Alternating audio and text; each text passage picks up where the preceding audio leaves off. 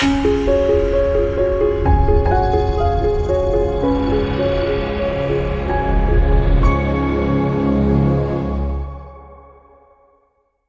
ready.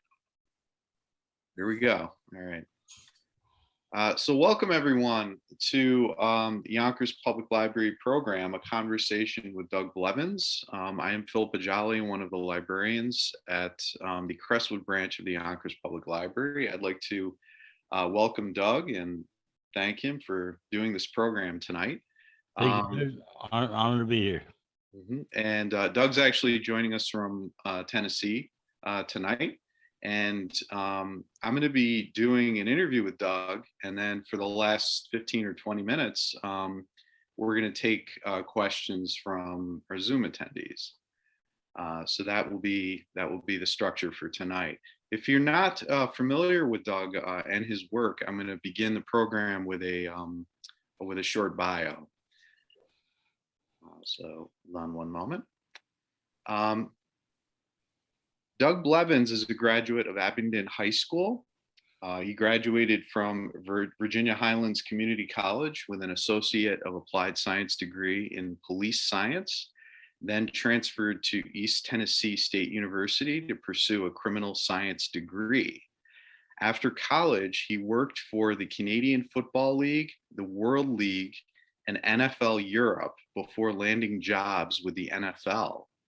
Born with cerebral palsy, Doug Blevins was the first NFL coach with a disability when he joined the New York Jets in 1994.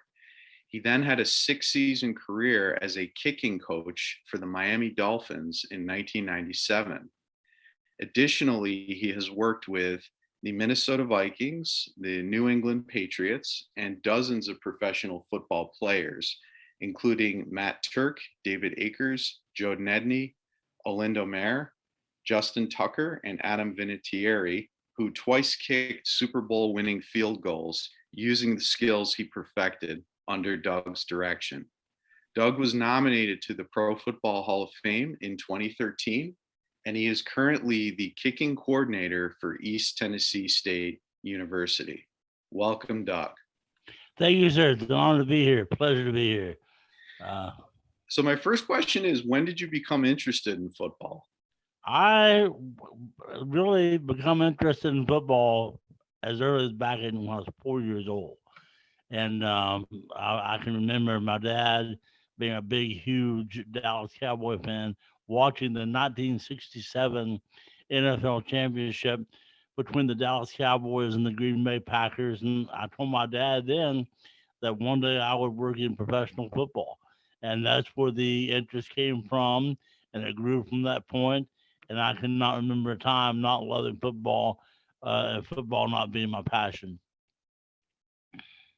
You pursued a criminal science degree in college. How did you decide on that as a major? Phil, that is a good question and one that I am often asked. Back when I went to college really to coach football. And there was no such thing back then as sports administration or sports science or nothing like that. So I decided to take something that I was interested in and that I enjoyed studying so that I could coach football. And that's where the law enforcement degree came from. Are there any aspects of that you learned that carried over to your work as a coach? Oh, there are several. How to handle people, how to read people, how to evaluate people, how to learn when people are trying to maybe be less than honest with you or being disingenuous, and it really has a lot of positive ongoing effects in your life because you learn to stay alive, and stay safe, and it makes you very cautious about certain situations. So I think it's a very valuable degree and one that I enjoy and enjoy studying. Still have an interest in law enforcement. Still, support police officers and law enforcement agencies and so forth. So yeah, it does have ongoing aspects. So football was an interest that that was in the family, that was shared by members of your family, like. Well, really, my dad and I. My mom really Your had dad. no interest in sports. Oh, My dad loved football, loved baseball, yeah. still does. And but I would watch football with my father, and I just fell in love with it. I mean, fell in love with the game, and like I say, cannot remember a time when I have not had that passion. Mhm. Well, what prompted you to focus on being a kicking coach, and why did you choose it as a specialty? There again, another good question. I worked with uh, the Pop Warner program in Abingdon, Virginia, when it come time for me to play football, and I couldn't. They created a position for me called the junior commissioner of the league, and that was just a way for me to participate. But I hung around coaches and learned the game and learned the nuances of the game. And then back then, you went to high school from the eighth grade to the 12th grade. So when I got in the eighth grade, I went to my high school coach, Bob Buchanan, great man, and told him I wanted to be involved in the program. And it took some talking, some convincing, and so forth. But he got me involved with defense and working with their defense and watching film and so forth. Hmm. And so I worked really initially with linebackers and defense, but I knew probably my ninth or 10th grade year in high school, being physically handicapped, having cerebral palsy, and never actually playing a down, if I was going to make it to the National Football League, I had to develop a specialty. And back then in the 70s, early mid 70s, very few people understood kicking, punting. It was always overlooked. And the Dallas Cowboys had a kicking coach, Ben Agajanian, and I was an avid Cowboy fan. I wrote Coach Tom Landry and Ben Agajanian a letter, told them what I wanted to do and why, and they wrote back. And Coach Agajanian sent all kinds of material, and we corresponded and we communicated, and I fell in love with it. And I quickly found out that I could teach it, I could articulate it, I could see what they were doing. I was able to teach it, and then the rest, as they say, is history. Could you talk about any obstacles you encountered when you went into coaching? Were there people who tried to discourage you or said you couldn't do it? Oh yeah, I mean there was a lot of people. I mean countless people that said I couldn't do it, and was very discouraging and not supportive, and would almost laugh at me or even laugh at me. But I'm a different type of guy. Phil. All that always motivated me. I've always been Mm, ultra competitive. So if you laughed at me or told me I couldn't do it, or that there was no way that was possible, that motivated me even more. It didn't discourage me. It motivated me. And I think that's one reason I made it to pro football, because you got to have that type of competitiveness to thrive in that environment. mhm. Well, I'm curious as to whether you had any peers at the time with similar disabilities that you could talk to or get Not advice really, not from. back then. I was the first, and I use the term handicap. We're not supposed to say that now. That's politically incorrect. But I'm a football coach, and as you know, we are the most politically incorrect people on the face of the earth. Uh, I think I'm supposed to refer to myself now as a differently enabled individual, but that takes too long. So I was the first handicapped person to go to my school. So I was the only one. Later on, there was a few people that came in, but really it was just me. Hmm. This is a quote of yours that I found online. You have to develop a very good communication skills to be able to communicate to an athlete what you are wanting them to do without being able to actually physically demonstrate everything.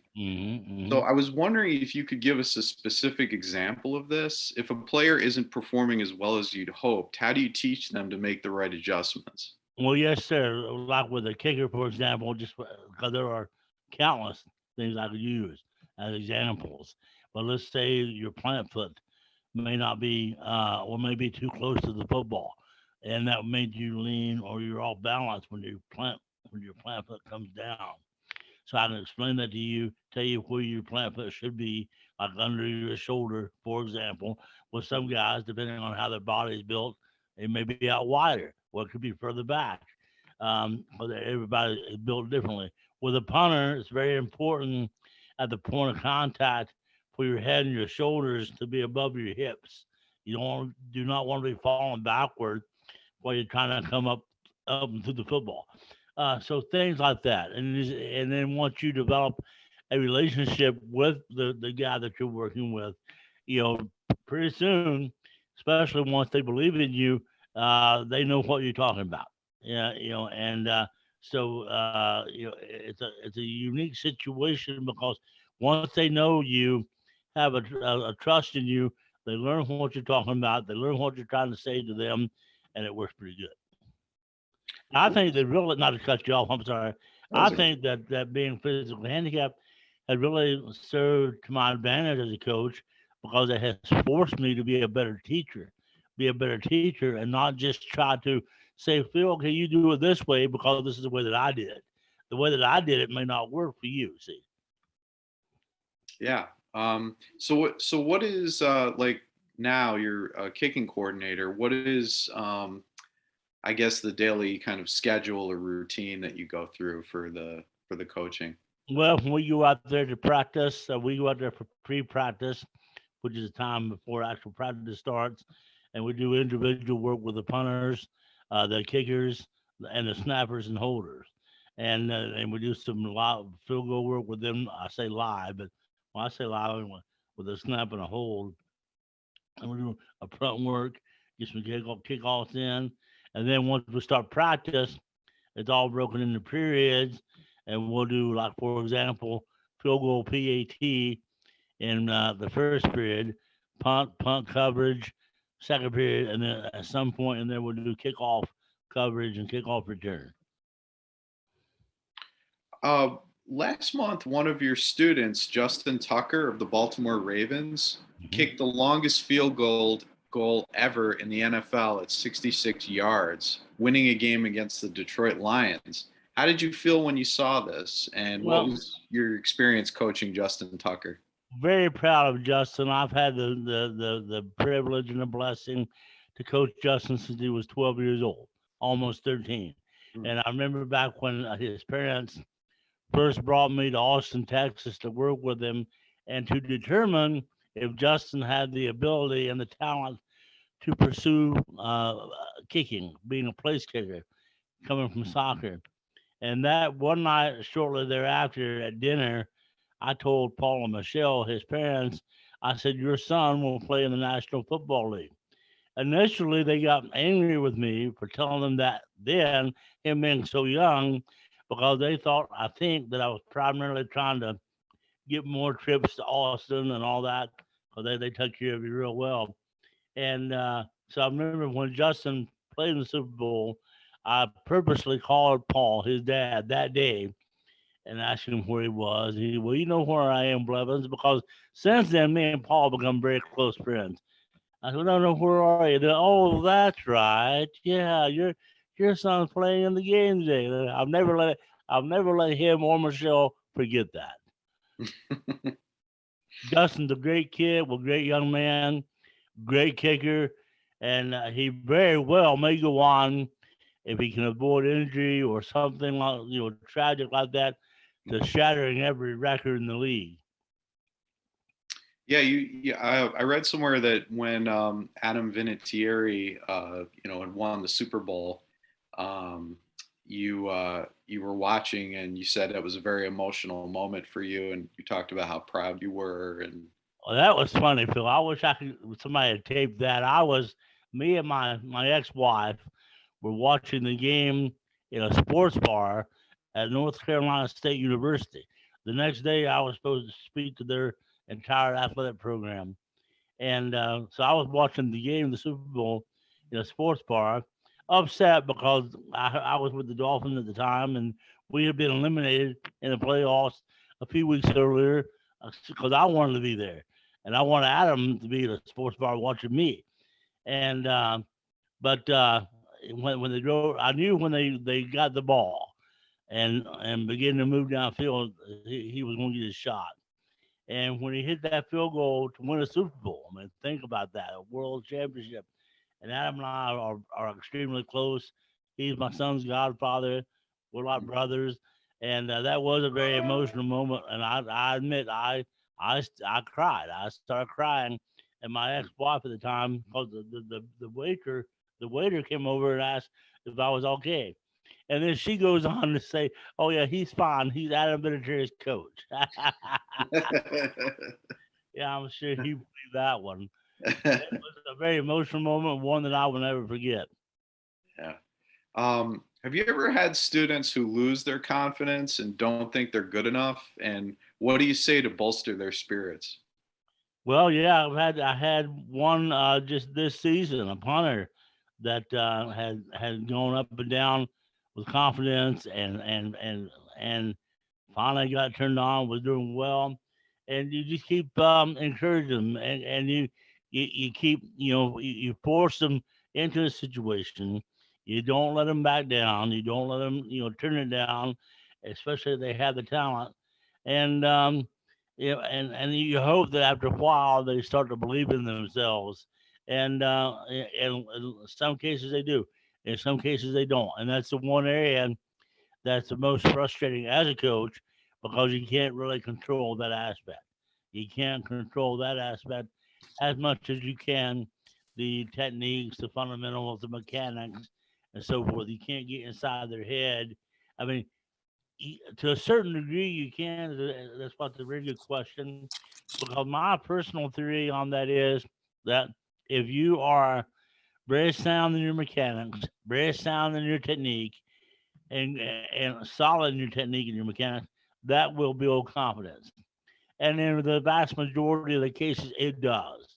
But sometimes you'll have a young man that will have all the talent in the world, can crush the ball in practice, can crush the ball all week in practice, get in the game, and it's ugly, very ugly. And that's something they got to learn themselves. This is another quote of yours. People will still ask because they're curious as to how I was able to coach it and never do it. I tell them some of your best coaches in sports were very bad players, and a few didn't play at all. What do you think makes a great coach? What qualities should the person have? Patience, a great deal of patience, the ability to teach.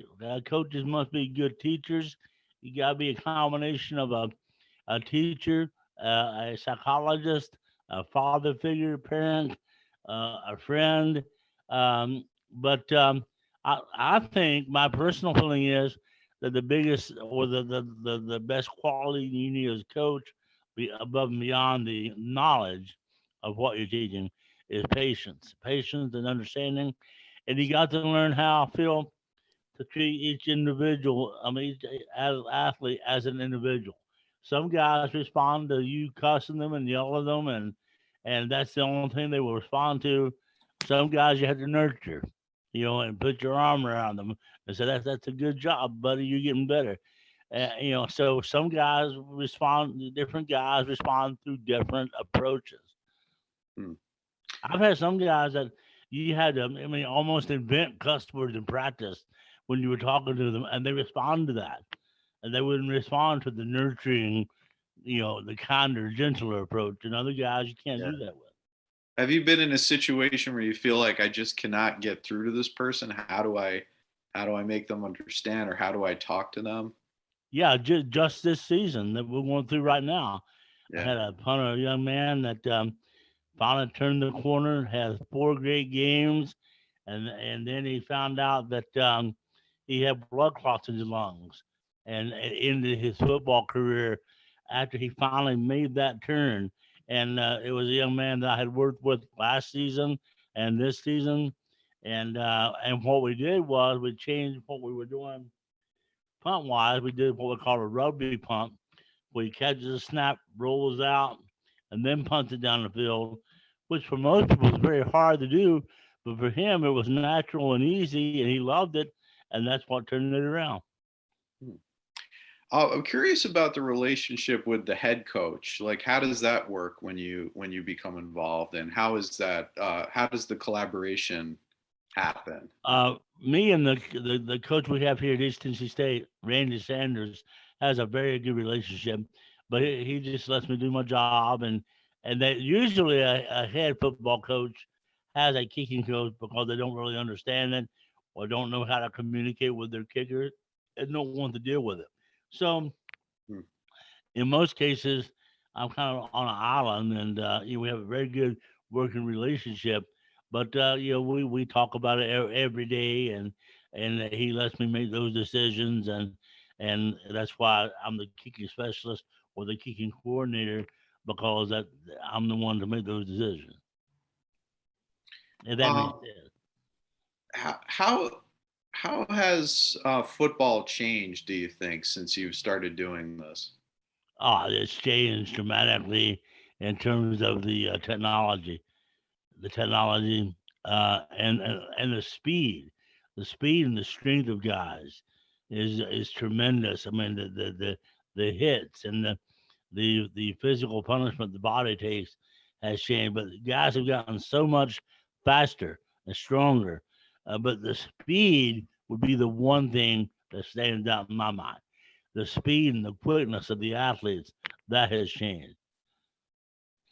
Um, I'm curious as to whether something could be something recently really surprised you about a player, beyond someone like Justin Tucker, obviously kicking that Mm-mm. huge field goal. Is there something like, say, in training where a student did something that you just completely didn't expect, or behaved in a way that you didn't expect? So, Yeah, whether that happens quite a bit, and that's happened again with this team, with another punter that I have that took the place, for example, of the kid that's out now. He has responded and stepped it up in games and in practice and performed at levels that we did not have that expectation that he would this early, being this young. And there was an NFL scout at practice the other day watching him, and the kid's 19 years old, and the NFL scout was taking his name, didn't know he was that young, was already interested in him, and that kid was 19. That was impressive. what is it about football that interests you more than other sports? The intensity, I like the contact aspect of it, the intensity, the emotion. I like the fact that it's a science. Football is a science. Mhm. It's we have, for example, 20 coaches, and all of us have our areas that we handle. And my assistant mentioned this recently, how that she was impressed how she'll go to practice and see all these different groups working together, and then as the week progresses, get closer to game day, and on game day, it all comes together. It works together, and it's not choreographed. Um, so I think that's why football is a science. It's an art. It's like dancing, but yet it's violence. It's warfare, and so I love it. Have you ever considered coaching another sport? If I did it, it would probably be baseball. I love baseball. I love baseball. If I could play ball, that's probably what I would play. I Mhm. love baseball. Again, baseball is a science, and they Mhm. call baseball the sweet science. So yeah, I love baseball.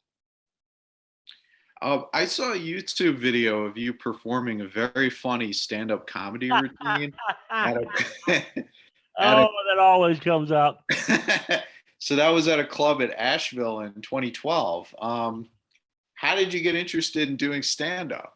I Is this did stand up for a living back in 1989, like through the end of 1990. And I was hired as a graduate assistant here at East Tennessee State University, and our whole coaching staff got fired in 1987 at the end of that season, and I was out of football. And a teacher that I had here, a professor, knew a comedy agent, got me into it, and I was good at it and enjoyed it, and I actually made a living at it. I probably would still be doing it, but I got a chance to go coach high school football and teach, and I left it to do that. I don't know whether I was crazy or whether I should still be doing it, but hey, here we are. Well, when you were talking about football as a kind of art, also, I immediately thought of, the preparation that goes into a stand-up routine, for Right. example. Well, to be honest, I wish I could say that and take that type of credit. I just got up and winged it, and I never really prepared long periods. I just got up and let it go, just let it fly. Yeah, let it Is, fly. is this something that, like, did you entertain friends and your family with stories and that someone had said, hey, you have I a gift did. for this? I've always been kind of crazy, kind of. I've been, as you can tell, I'm not shy, and I'm not shy nor am I introverted. So I was always the guy making the jokes or talking or trying to get the attention, that type of thing. What are the maybe the greatest challenges that you faced? Hold on one second. My sister wants me to tell you something, and I can't read it. I don't have my glasses on. She said I get that from my grandfather. My grandfather is a funny man. Oh. He's, he's 93 years old, and Wow. he is a very funny man. And so I do get it from him. Either what you were saying. Oh, I was going to ask you. So, what would you say are the most challenging situations or aspects of your job that you faced over the years? Always, it's always, and it still is to some degree. The most challenging aspect has been acceptance that people believe in you. No matter what you accomplish, or no matter how good you are, Mhm. or how much you've done it, there are still people as you go through life, as you go through your career, that A, don't believe in you, B, think it was luck, C, think it's some kind of stunt, and they just can't figure it out. So that's always been the biggest challenge and the biggest obstacle is getting people to take you seriously, to believe in you. But that's just part of it. When you are physically handicapped and you work in a profession where nobody else does it, you got to prove yourself every day. You're only as good as your last kick, only as good as your last game, only as good as your last practice.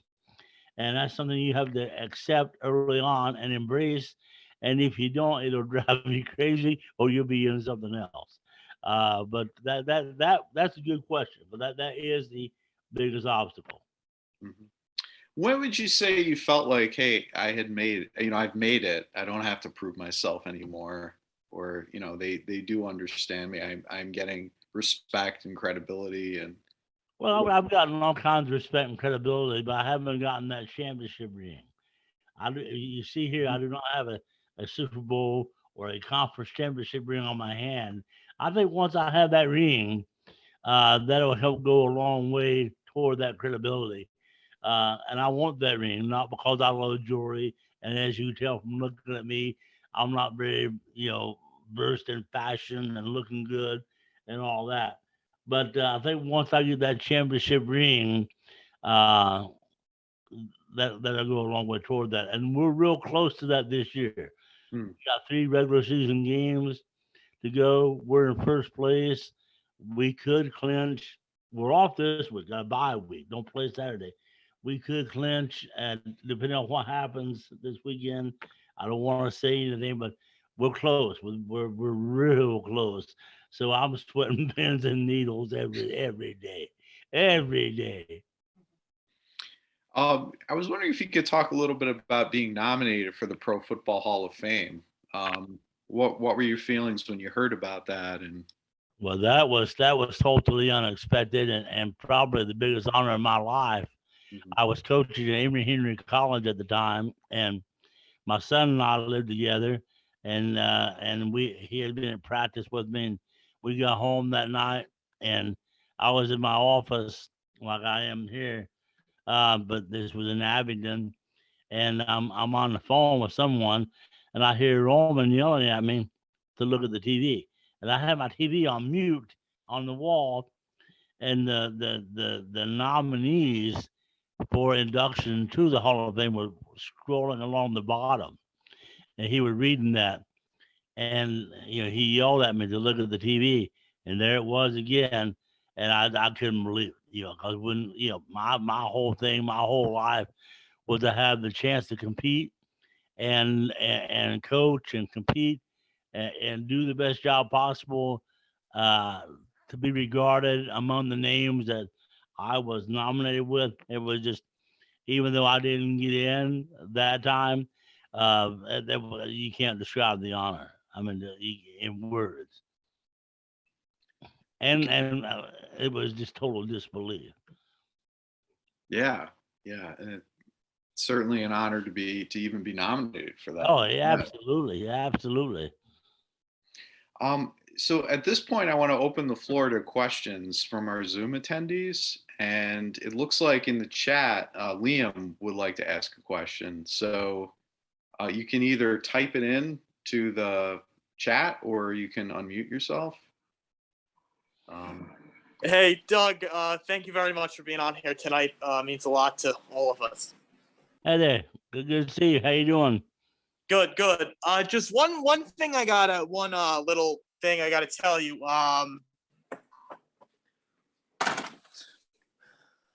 Is in a lot of these I'm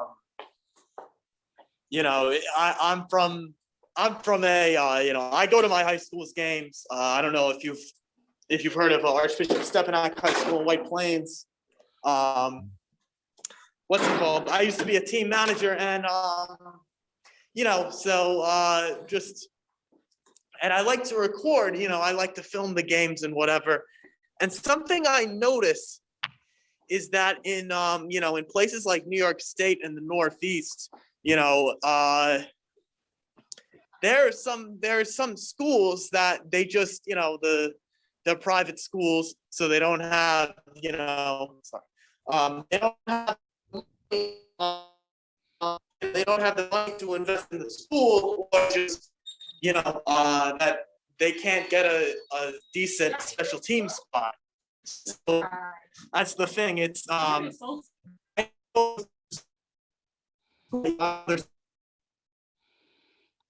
William, you're cutting out, buddy.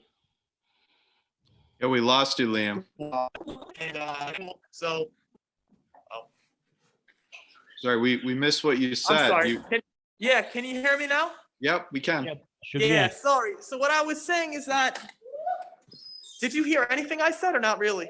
No, I heard a lot of what you said, but I didn't hear the actual question. Okay, yeah. My question is just, is just how for sometimes, you get these, how hard is it, sometimes, why is it that, it's very hard.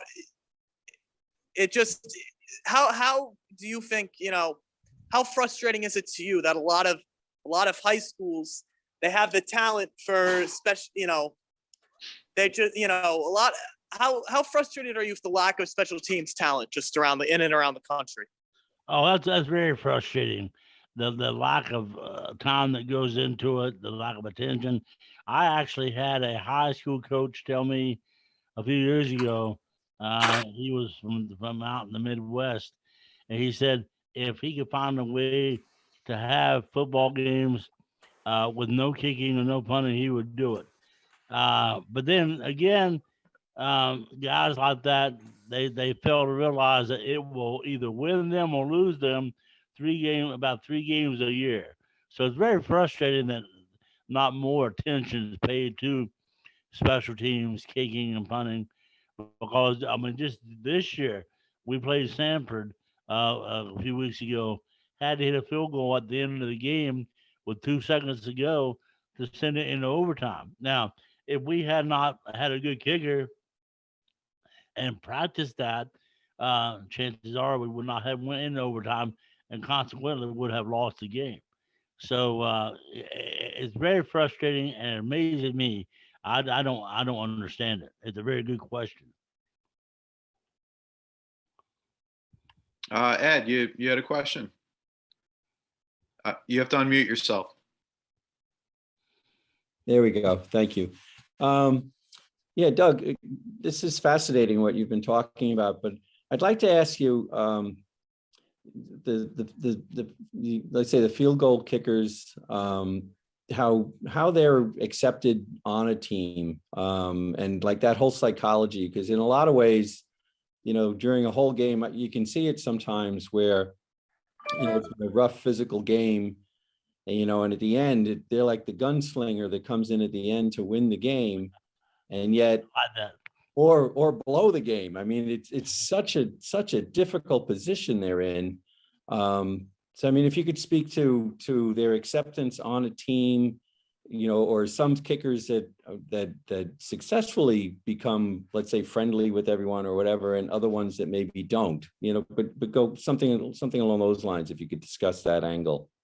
Well, the teams I have been on during the course of my career, they're very well respected, because I think that, as I said early on, football has become a science. Kicking itself is a science. Every position basically is a science. So they're very well respected. And they get kidded a lot, and they get, guys joke with them, and they catch a lot of grief in practice and so forth. But they've always been, on the teams I've been on, very well treated, loved, respected, and they are part of the team. But that's just, the locker room. If you're very thin skinned, you're not going to last very long. So players do give them a hard time and ride them, but really they understand that they're in a situation where they may have one shot in the game, really, that means something, and it's the only position in football that if you make a mistake, one little mistake in your approach or the way you plant, body position, body balance, the ball doesn't go where you want it to go, and you're not successful. Whereas other positions, you can make a mistake, recover, make a great play, nobody ever knows, and that's understood. But they are treated very well on the teams I've been on. Okay, thank you. And that's a good question. Oh, thank you. If I could press one more question. Go right ahead. Yeah. Go right ahead. Thank you.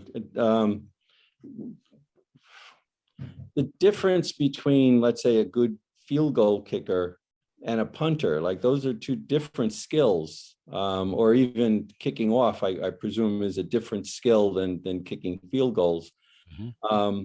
Can you speak at all to, the qualities that are needed for each of the three, and what happens when somebody, is very good at one, but not necessarily so good at one of the others, that angle, or if you have to, because sometimes you'll see a punter is a different person than the field goal kicker, but you don't see that often, I don't think, but you do see it sometimes.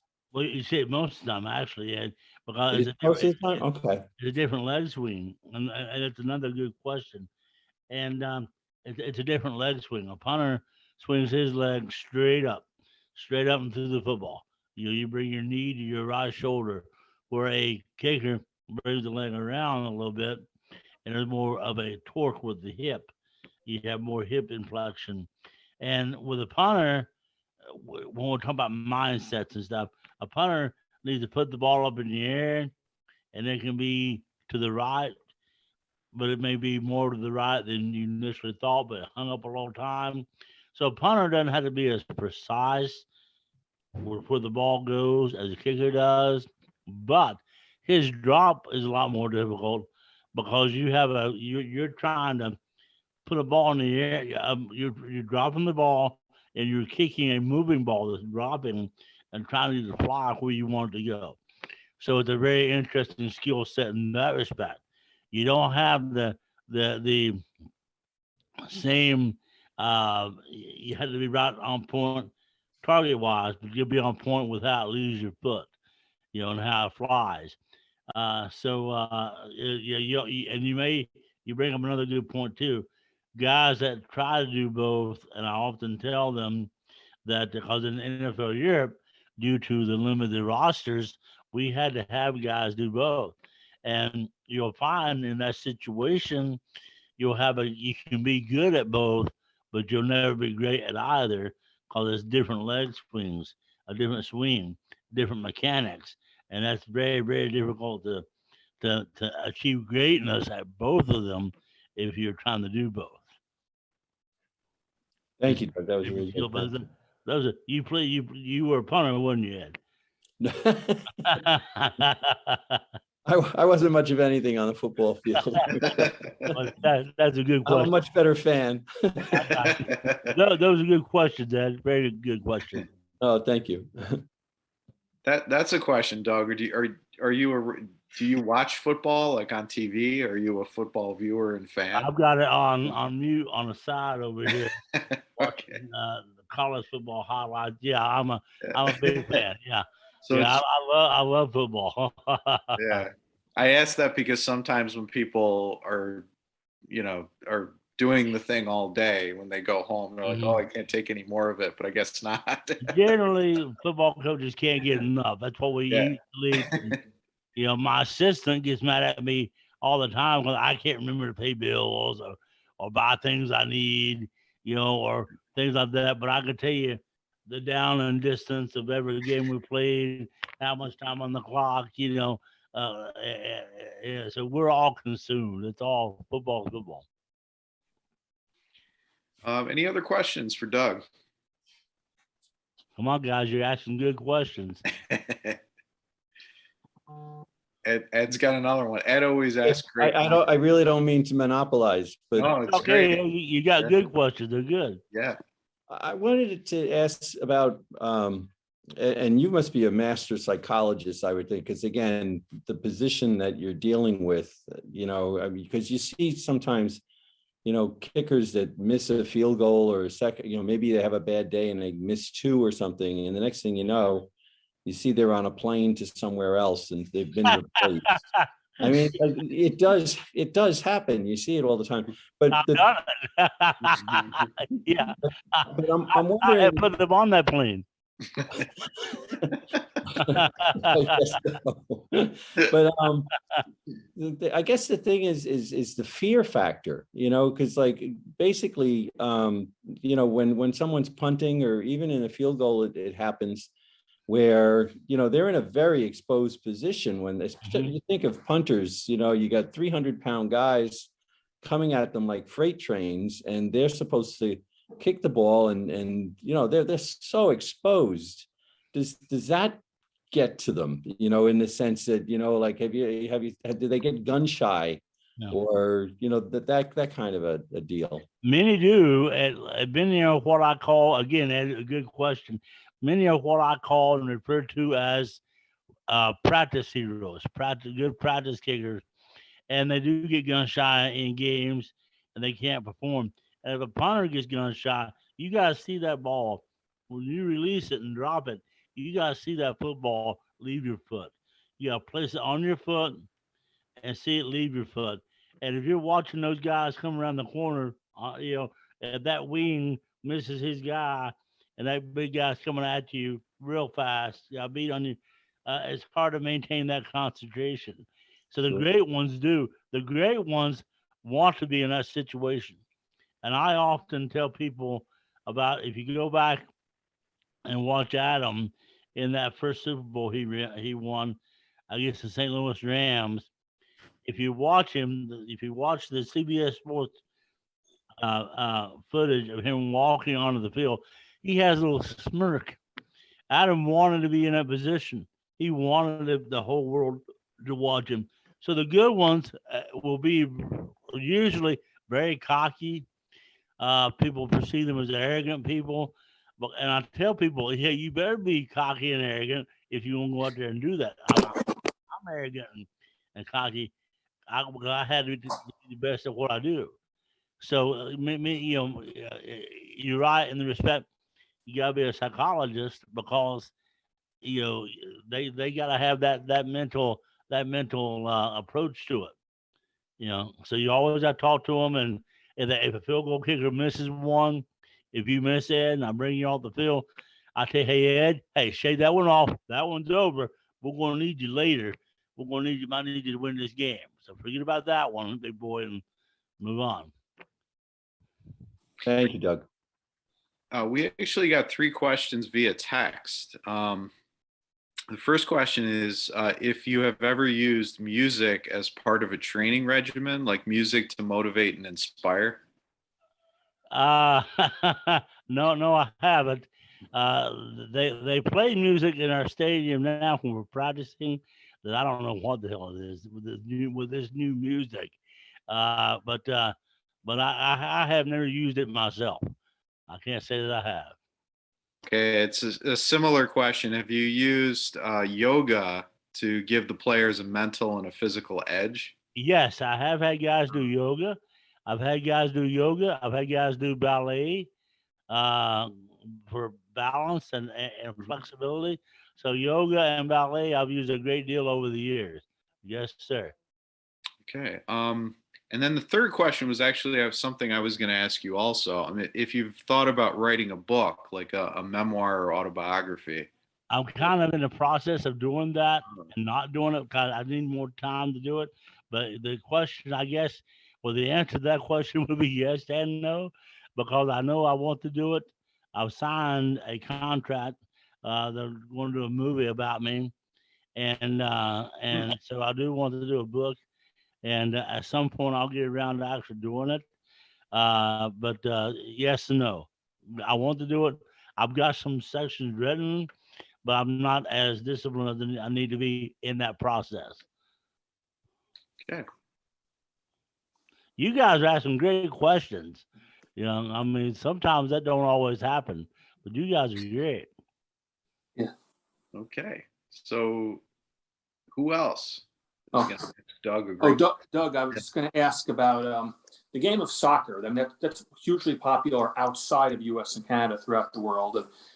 What's unique is it's a sport where you can't use your hands, and that's kind of what separates us from four-legged animals. Is we have hands and opposable thumbs. Right. Yet with soccer, that's a game where you cannot use them.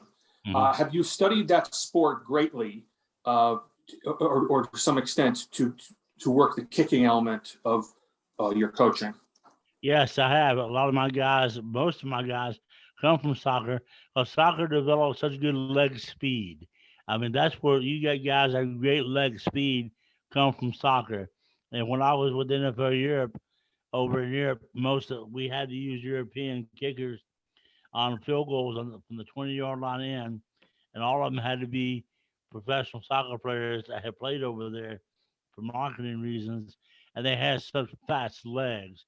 And leg speed comes from soccer, balance comes from soccer, the torque they get with their hips come from soccer.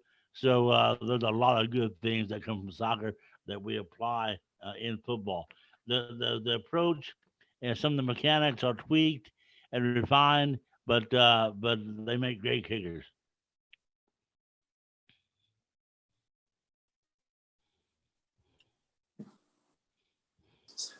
Thank you. Ed's got another question. There it goes. Yeah, Doug, I just wanted to ask you, because you spent 5 years in Europe coaching. Is there any particular aspect that you could really contrast that you found so much different being in Europe as opposed to being here? Or did the languages cause trouble? Or, I mean, maybe not, because maybe the teams you were on maybe weren't speaking. I don't know if you could speak to whatever major difference you might have come across. I worked for the National Football League at the time as a kicking coordinator for the NFL Europe League. And so we had translators. So the communication issue wasn't as big for us, especially we had teams in London, Germany, in Barcelona, like with the Barcelona Dragons. We had to have a translator because most of those people could not speak English. But the biggest difference, as to what you were asking, is I've never been anywhere else where they introduced the kicker last, and the place goes wild. Like in Germany, we had Manfred Bergmüller, who was a very famous soccer player in Germany. He was a kicker for the Rheinfire, Dusseldorf Rheinfire. And the lights go down, they announce him last, and the place goes wild. I wish all the American kickers could see that, because that's just something we're not used to. when you announce the kicker last, and everybody goes nuts, goes nuts. And, the kicker doing car commercials, McDonald's commercials, big time stuff, because they're the biggest stars over there. And that was fun seeing that and being part of that. But that would be the biggest difference. Yeah.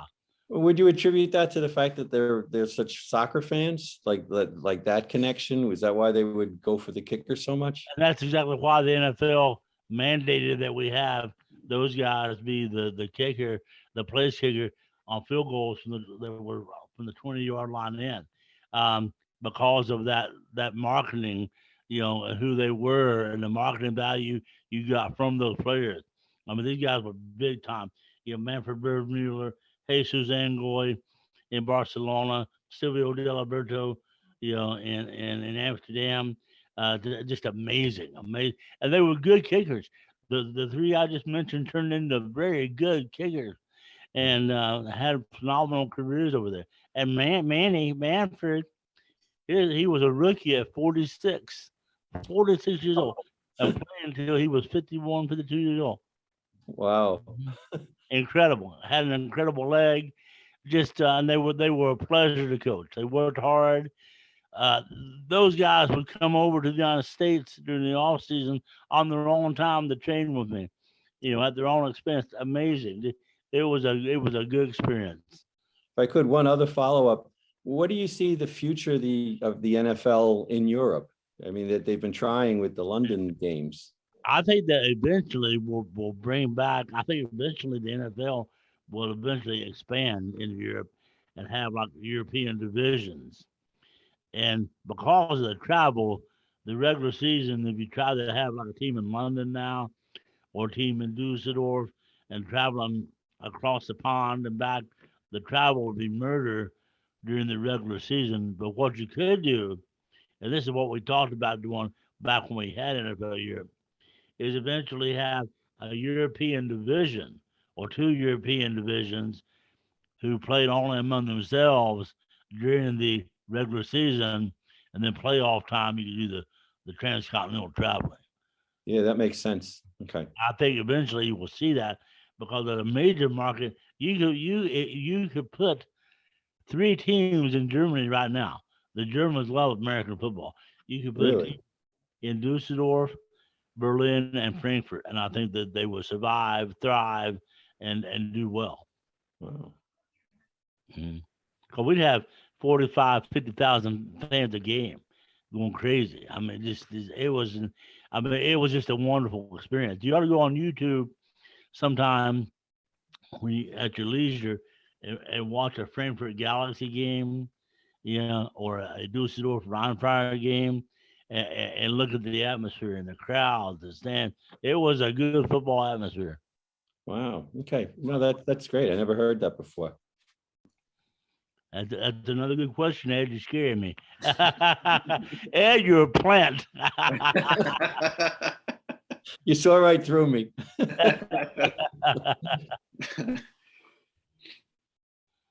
Anyone else?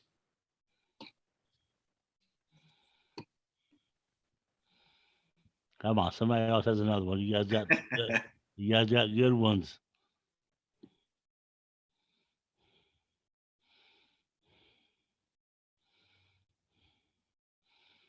Okay, well, this has become a quiet group now. So, what has been your other than the Justin Tucker when he kicked the 60-yarder? What was your favorite game to watch so far this season? And I guess what game are you looking forward to the most? The favorite game this season, well, usually we're practicing on Sunday and have meetings. I've not got to watch a lot of football Sunday daytime. I didn't get to see the one where Justin, I got to see it afterwards. So I didn't get to see it as it happened. I look forward this week. We're off. We don't play. So Sunday I'll be able to watch football. And so I look forward to watching all of them this Sunday. And that's a good question. I love football so much. I'll watch them all. That game last night between Seattle And that was a good game. Very, very good game last night. I'm good friends with the coach of the Baltimore Ravens, John Harbaugh. So I like to watch their games and pull for John all I can. John and I did a lot of work with NFL Europe, and John's a good man, a great head coach. So I hope I can watch them this weekend. It's very nice. Well, we're almost at 8:00, so I think we can wrap this up. One thing, what that Damien? Ernie Davis Award. That was a big honor. Ernie Davis to play at Syracuse. I won the Ernie Davis Courage of Sports Award one year. That was a big honor. And you could see it behind me, but I don't have the camera positioned the right way. And when was that? That was probably 1999 or 2000. Yeah, 2000. It was in 2000. Well, thank you so much, Doug. And well, I've enjoyed this, guys. It's been fun. And Ed, I think you're a sports reporter. I'm not mean enough. Thank you, Zoom attendees, for asking such wonderful questions. And thank you, Doug, once again for joining us this evening. This has been a great program. And it was fun, guys. It was a lot of fun. Thank you.